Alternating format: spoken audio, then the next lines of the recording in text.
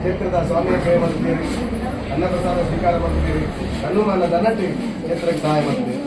ಅದರದ್ದು 24 ಸಮಿತಿದಾಗ ಬರ್ತಿದ್ದೀವಿ. ಸ್ವಲ್ಪ ಹರಿನಾಮ ಸಂಕೀರ್ತನೆ ಒಂದು ಅಕಲಕ್ಕಲ ಭಕ್ತಿಗೆ ಅನುಸಾರವಾಗಿ ಏತು ಆ ಸ್ವಾಮಿ ಸಂದಾಯ ಮಲ್ಪಡ ಇನ್ನು ಮಾತ್ರ ಸಂದಾಯ ಮಾಡ್ತಿದ್ದಾರೆ.